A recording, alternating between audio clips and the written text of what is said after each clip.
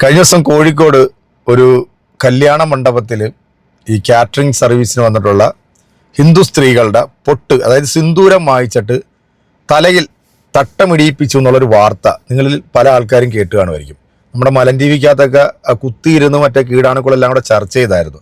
കേരളത്തിൽ ജിഹാദ് ഉണ്ട് എന്ന് നമ്മൾ പറയുന്നത് ശരിയാണ്, അത്തരത്തിലുള്ള വാർത്തകളാണ് വരുന്നത്. സത്യത്തിൽ ഈ സംഘപരിവാറിൻ്റെയും അല്ലെങ്കിൽ ഈ പറയുന്ന തീവ്രവാദ പ്രസ്ഥാനങ്ങളുടെയൊക്കെ വാർത്തകൾക്ക് വലിയ ആയുസ്സൊന്നും കാണത്തില്ല. അത് ഇങ്ങോട്ട് വരും, അതേപോലെ തന്നെ അതങ്ങോട്ട് തീരും. അതാണ് സാധാരണ നമ്മൾ കണ്ടുകൊണ്ടിരിക്കുന്നത്. അങ്ങനെ ഒരു വാർത്തയായിരുന്നല്ലോ നമ്മുടെ രാജ്യത്തിൻ്റെ പ്രധാനമന്ത്രിയെ വധിക്കുമെന്ന് പറഞ്ഞുകൊണ്ട് ഒരു മിഥുൻ എന്ന് പറഞ്ഞൊരുത്തൻ, ഇവൻ്റെ ആ രൂപവും ഇവൻ്റെ ഭാഷയൊക്കെ കണ്ടപ്പോഴത്തേക്ക് കണ്ടിമുക്ക് ശാഖയിൽ വടിയിറക്കാൻ പോകുന്ന സംഘമിത്രങ്ങളുണ്ടല്ലോ, ഇവന്മാരുടെ തലയ്ക്കകത്ത് ചാണകമാണെന്നുള്ളത് നമുക്ക് എല്ലാവർക്കും അറിയാം. ഗോമൂത്രവും കൂടെ ഒക്കെ കുടിച്ച് ഇവൻ്റെയൊക്കെ ഫിലമെൻറ്റും അടിച്ച് പോയി അവിടുത്തെ വാട്സപ്പ് യൂണിവേഴ്സിറ്റിയിൽ നിന്ന് കിട്ടുന്ന ക്യാപ്സൂളും വിഴുങ്ങി ഇവിടെ വന്നിരുന്നുകൊണ്ട് ഇതുപോലത്തെ ചില വാർത്തകൾ ചെയ്യുമ്പോഴത്തേക്ക് ഈ നാട്ടിൽ ബുദ്ധിയും വിവരവും ഒക്കെ ഉള്ള ഒരുപാട് ആൾക്കാരുണ്ട്. പ്രത്യേകിച്ച് നമ്മുടെ കേരളത്തിൽ ഈ കോഴിക്കോട് ഒരു കല്യാണ മണ്ഡപത്തിലാണ് ഇത്തരത്തിലൊരു സംഭവം അരങ്ങേറിയെന്ന് പറഞ്ഞുകൊണ്ട് ഈ സംഘമിത്രങ്ങളുണ്ടല്ലോ, ഇവന്മാരെല്ലാം സോഷ്യൽ മീഡിയയിൽ വന്നിട്ട് അങ്ങോട്ട് കുരയ്ക്കായിരുന്നു. നമ്മുടെ രാജ്യത്തിൻ്റെ പ്രധാനമന്ത്രിയെ വധിക്കുമെന്ന് പറഞ്ഞ മിഥുൻ്റെ രൂപവും കോലവും കണ്ട് ഇവന്മാരെല്ലാം വാർത്ത കൊടുത്തു. അവസാന വാർത്ത എന്തായി? അവനൊരു ഹൈന്ദവ സഹോദരനാണെന്ന് കണ്ടപ്പോഴത്തേക്ക് അവൻ മെന്റിലായി, അവൻ ഊളംപാറയിൽ ചികിത്സയിലായി. അങ്ങനെ മെന്റൽ സർട്ടിഫിക്കറ്റ് കൊടുത്ത് ആ വാർത്ത അങ്ങ് ഒതുക്കി. ഈ നാട്ടിൽ ഇവിടുത്തെ ജനങ്ങളെ തമ്മി തല്ലിപ്പിക്കാൻ വേണ്ടി ഇത്തരത്തിലുള്ള പ്രവർത്തികളായിട്ട് വരുന്ന ഈ മലൻ ടി വിയും അതിൻ്റെ വക്താക്കളും നമ്മുടെ കേരളത്തിൻ്റെ ശാപമാണ്. പിന്നെ ഈ കീടാണുക്കളും. ഇതിൻ്റെ ഒരു സത്യാവസ്ഥ ഇപ്പോൾ പുറത്തു വന്നിട്ടുണ്ട് കേട്ടോ. അത് കാണുന്നതിന് മുമ്പ് ഈ ഒരു വാർത്ത മലൻ ടി വിയിൽ വന്നപ്പോഴത്തേക്ക് നമ്മുടെ കീടാണുക്കളെല്ലാം കൂടെ വന്നിരുന്നുകൊണ്ട് കുരയ്ക്കുന്ന കുരയൊന്ന് കണ്ടതിന് ശേഷം ഇതിൻ്റെ സത്യാവസ്ഥ എന്താണ് എന്നുള്ളത് പ്രിയപ്പെട്ട പ്രേക്ഷകരിലേക്ക് ഞാൻ വെക്കുകയാണ്. അപ്പോൾ നേരെ നമുക്ക് ആദ്യം ഈ ഞാൻ ഭാരതീയൻ എന്ന് പറയുന്ന ഈ ശാഖയിൽ പോയിട്ട് മറ്റേ പരിപാടി ചെയ്തുകൊണ്ടിരിക്കുന്നില്ലേ, ഇവന്റെ രൂപവും കോലവും കാണുമ്പോൾ നിങ്ങൾക്ക് ഇപ്പോൾ മനസ്സിലാവും ഇവൻ ആരെക്കുറിച്ചിട്ട് എന്തിനാണോ പറയുന്നത് ആ പ്രവർത്തികൾ തന്നെയാണ് ഈ ചെറ്റ ഈ പറയുന്ന അണ്ടിമുക്ക് ശാഖയിൽ പോയി ചെയ്തുകൊണ്ടിരിക്കുന്നത് എന്നുള്ളതിൻ്റെ ഒരു തെളിവ് കേട്ടോ. നമുക്ക് എന്തായാലും ഇപ്പം പറയുന്നത് എന്താണെന്നൊന്ന് കേട്ടു നോക്കാം. കാറ്ററിംഗ് ജോലിക്കെത്തിയ ഹിന്ദു സ്ത്രീകളെ തട്ടമിടാൻ നിർബന്ധിച്ചു. ഗ്രീനോക്ക് ഓഡിറ്റോറിയത്തിൽ നടന്ന സംഭവത്തിൽ സ്ഥാപന ഉടമ ഷെരീഫിനെതിരെ പ്രതിഷേധം. സംഭവത്തിന്റെ വാർത്ത കേട്ടപ്പോൾ ഏതോ ഒരു ഉസ്താദ് പറഞ്ഞിട്ടാണ് അയാൾ ഇത് ചെയ്തതെന്നാണ് അറിയാൻ സാധിച്ചത്. മതേതരത്വത്തിന്റെ പേരിൽ ഒരു പ്രത്യേക മതവിഭാഗത്തിന് വേണ്ടി ഏത് ദിശയിലേക്കും കുനിഞ്ഞു നിൽക്കാൻ മടിക്കാത്തവരുള്ള ഈ നാട്ടിൽ എന്തോ പറയാനാ. പിന്നെ ഈ തട്ടത്തിന്റെ കേസ്, ഇത് നിങ്ങൾ ഇപ്പോഴാണോ കാണുന്നത്? സോഷ്യൽ മീഡിയയിൽ ഇതിനു മുമ്പേ ഇതുപോലെയുള്ള പ്രചരണങ്ങൾ നടന്നിട്ടുണ്ട്. നിങ്ങൾ ശ്രദ്ധിച്ചിട്ടുണ്ടോ എന്ന് എനിക്കറിയില്ല. ചില കലാലയങ്ങളിൽ ചന്ദനക്കുറിയൊക്കെ മായിച്ച് തട്ടമിടുന്ന ചില റീൽസുകൾ സോഷ്യൽ മീഡിയയിൽ ഓടി നടക്കുന്നുണ്ട്. അതും ഇതുമൊക്കെ ഒരേ കാറ്റഗറി തന്നെയാണ്. അല്ല, അപ്പോൾ ഈ തട്ടം എന്ന് പറയുന്ന സാധനത്തിന് ഇത്രേ ഉള്ളൂ വില? ഇതിട്ടാൽ ഉടനെ മുസ്ലിം ആകും അല്ലേ? എനിക്കറിയില്ല. പക്ഷേ സ്വന്തം കുടുംബത്തിന്റെ ദാരിദ്ര്യത്തെ തുടർന്ന് അവിടെ അന്നം മേടിക്കുവാൻ വേണ്ടി ജോലിക്കെത്തിയ സാധാരണക്കാരെ, അവരുടെ വിഷമത്തെ, അവരുടെ പട്ടിണിയെ, അവരുടെ ദയനീയാവസ്ഥയെ ചൂഷണം ചെയ്യുകയാണ്. വരുന്നവരും പോകുന്നവരും ഒക്കെ ഈ തട്ടമിട്ട് നിൽക്കാൻ ഇത് താലിബാനാണെന്നുള്ള ചിന്ത വല്ലതും ഉണ്ടോ? വേറൊരു വാർത്തയും കൂടിയുണ്ട്. പാണക്കാട് മുഹമ്മദ് അലി ശിഹാബ് തങ്ങൾക്ക് സ്മാരകമൊരുങ്ങും, പ്രഖ്യാപിച്ചു മുഖ്യമന്ത്രി. മലയാള ഭാഷയുടെ പിതാവ് തുഞ്ചത്ത് രാമാനുജൻ എഴുത്തച്ഛൻ്റെ പേരിൽ ഒരു പ്രതിമ സ്ഥാപിക്കാൻ പറ്റാത്ത ഒരു നാട്ടിലാണ് ഇങ്ങനെ ഒരു പ്രതിമ മുഖ്യമന്ത്രി അനാച്ഛാദനം ചെയ്യാൻ പോകുന്നത്. എന്തൊക്കെയാണോ ഈ കൊച്ചു കേരളത്തിൽ നടക്കുന്നത്? അതൊക്കെ തന്നെയാണ് നമുക്ക് ചോദിക്കാനുള്ളത്. എന്തൊക്കെയാണോ ഈ കൊച്ചു കേരളത്തിൽ സംഭവിച്ചുകൊണ്ടിരിക്കുന്നത്?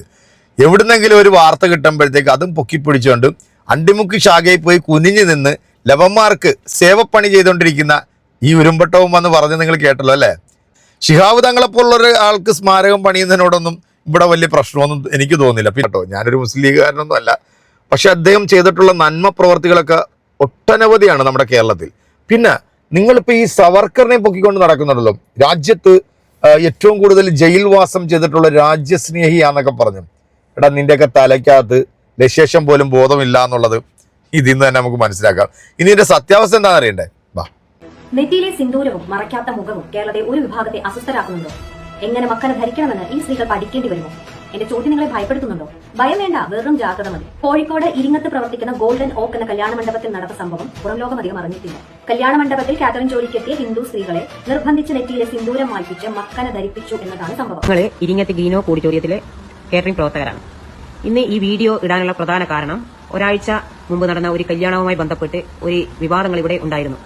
പിന്നെ ഡ്രസ് കോഡുമായിട്ടുള്ള വിവാദമാണ്. ഞങ്ങൾക്ക് ഇവിടെ കാറ്ററിംഗ് സർവീസിന് 3-4 തരം ഡ്രസ് കോഡുകളുണ്ട്. ആ ഒരാഴ്ച മുന്നേ നടന്ന കല്യാണത്തിന് ഞങ്ങൾ തെരഞ്ഞെടുത്ത ഡ്രസ് കോഡിന്റെ കൂടെ ഒരു ഷോള് തലയിൽ കൂടിയിട്ടിരുന്നു. അതൊരു വിവാദപരമായി മാറിയിരിക്കുകയാണ്. ഇത് ഞങ്ങൾ കാറ്ററിംഗ് തൊഴിലാളികൾ ഞങ്ങളെ സ്വന്തം ഇഷ്ടപ്രകാരം ചെയ്തതാണ്. ഇതിലിപ്പോൾ പുറത്ത് വാർത്ത വരുന്നത് ഈ മാനേജ്മെന്റ് ഞങ്ങളെ നിർബന്ധിച്ച് ചെയ്യിച്ചതാണ്. അത് 100% തെറ്റായ വാർത്തയാണ്. മാനേജ്മെന്റ് ഞങ്ങളെ നിർബന്ധിച്ചിട്ടൊന്നുമില്ല. ഞങ്ങളെ സ്വന്തം ഇഷ്ടപ്രകാരമാണ് ഞങ്ങൾ ഈ അന്നത്തെ യൂണിഫോം തെരഞ്ഞെടുത്തത്.